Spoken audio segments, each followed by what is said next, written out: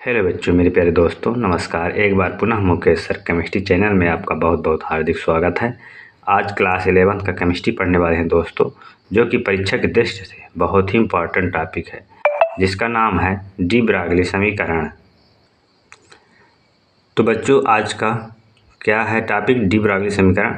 जैसे कि हमें पूर्ण विश्वास है कि आपका पढ़ाई अच्छा चलता होगा, आप अच्छी तरह से तैयारी करते होंगे, लेकिन हम भी आपके पढ़ाई को मजबूत प्रदान करने के लिए कोशिश कर रहे हैं, जो कि आपके सामने हम प्रश्न ला रहे हैं और मोस्ट क्वेश्चन हमारे द्वारा बताया जाता है।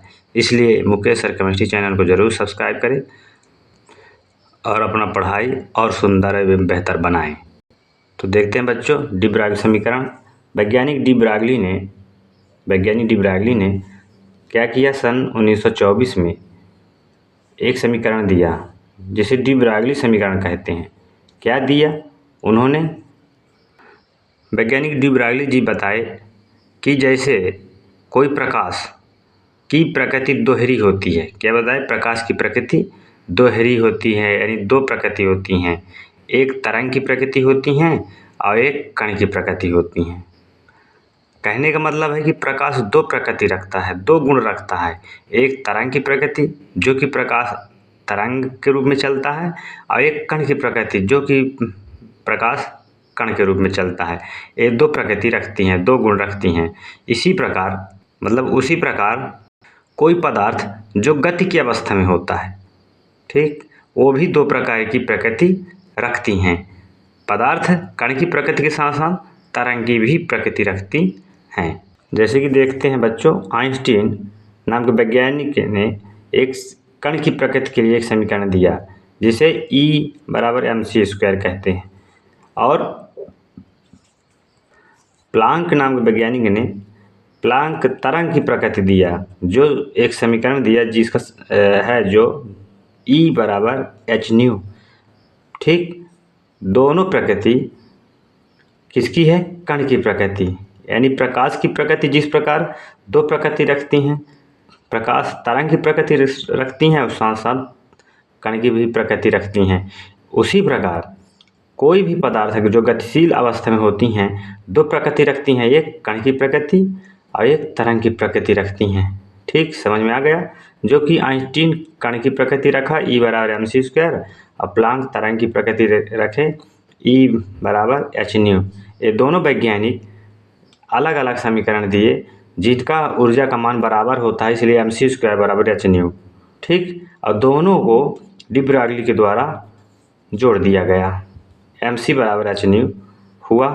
अब हम देखते हैं इसका डिटेल। जैसे कि बच्चों, डी ब्रागली के बारे में अभी बताए, इसको हम पढ़ते हैं डिटेल। सन 1924 में डी ब्रागली ने बताया कि जिस प्रकार प्रकाश की प्रकृति दोहरी होती है, मतलब दो होती है, ठीक, प्रकाश की प्रकृति तरंग प्रकृति के साथ साथ कणी प्रकृति भी होती है, मतलब तरंग की प्रकृति होती है, कण की प्रकृति होती है। उसी प्रकार कोई भी पदार्थ गति की अवस्था में न केवल कण का व्यवहार करता है, तरंग का भी व्यवहार प्रदर्शित करता है। मतलब उसी प्रकार कण भी कोई पदार्थ कण के रूप में और तरंग के रूप में दो प्रकृति रखता है। ठीक है ना? ये कौन बताया? डी ब्रागली ने। किंतु यह तरंग विद्युत चुंबकीय तरंग से भिन्न होती हैं, इसे द्रव तरंग कहते हैं। ये समझ में आ गया डिटेल। इसको अब हम गणित के रूप में देखते हैं कैसे। यहाँ अभी बताए कि द्रव कण के लिए आइंस्टीन समीकरण E बराबर mc²। कण के लिए याद रखिए, कण के लिए वैज्ञानिक आइंस्टीन ने समीकरण दिया जो E बराबर mc², और तरंग के लिए प्लांक जी ने एक समीकरण दिया जो है E बराबर hν। जैसा कि हमें अभी बताए, समीकरण 2 मान लेते हैं। चूँकि पदार्थ कभी कण कभी तरंग व्यवहार करता है, ठीक, बिल्कुल बताया गया अभी कि पदार्थ दो प्रकृति रखता है, एक कण की और तरंग की। तो कभी कण और कभी तरंग व्यवहार करता है, तो दोनों ऊर्जा बराबर होती है। जब दोनों ऊर्जा की बराबर होती है तो mc² बराबर hν। ठीक, mc² बराबर hν। न्यू बराबर होता है c/λ। तो c/λ न्यू की जगह में रख देंगे तो ये यहाँ उतार देते हैं, एम सी स्क्वायर बराबर एच का एच रहेगा। इसके न्यू की जगह में क्या हो जाएगा, सी बटे लैम्ब्डा।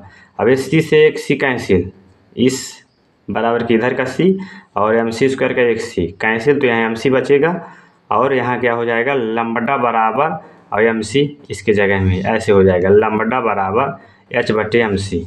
ठीक, एच बटे एम सी, यानी लैम्ब्डा बराबर इसके जगह में और एम सी इसके जगह में, तो एच बटे एम सी समीकरण नंबर 3 हुआ।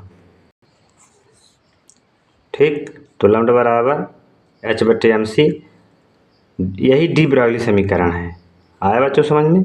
इसे सी की जगह में हम क्या लिख सकते हैं, सी क्या है, प्रकाश का वेग है, हम इसके जगह में भी लिख सकते हैं, तो लैम्ब्डा बराबर एच बटे एम भी हो जाएगा। ठीक है, एच और एम रहेगा, एच बटे एम और इसी जगह में भी, सी क्या है, प्रकाश का वेग है। ठीक, तो लैम्ब्डा बराबर एच बटे एम भी, यानी लैम्ब्डा बराबर एच बटे एम भी, यानी एम भी बराबर एच बटे लैम्ब्डा हो जाएगा। ठीक है ना, एम भी बराबर एच बटे लैम्ब्डा, एम भी लैम्ब्डा की जगह में, लैम्ब्डा एम भी की जगह में हो जाएगा, तो इस प्रकार हो जाएंगे। ये भी एक डी ब्रॉगली समीकरण का ही क्या है, समीकरण है।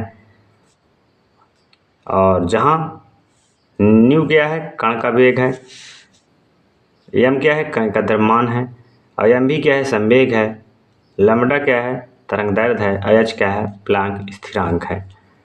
इस प्रकार ये संकेत समझ में आ गए, और ये आपका क्या है, डी ब्रॉगली समीकरण का ही व्यंजक है। तो इस व्यंजक को जरूर याद रखिए, लैम्ब्डा बराबर एच बटे एम सी, या कि फिर लैम्ब्डा बराबर एच बटे एम भी। ठीक, इस प्रकार बच्चों आप इसको बिल्कुल याद कर लीजिए, परीक्षा में बिल्कुल चांस 100% रहती है आने की। Thank you. वीडियो कैसे लगा आप कमेंट के माध्यम से ज़रूर बताएं। वीडियो पसंद में आया हो तो लाइक, सब्सक्राइब और शेयर ज़रूर करें। Thank you student.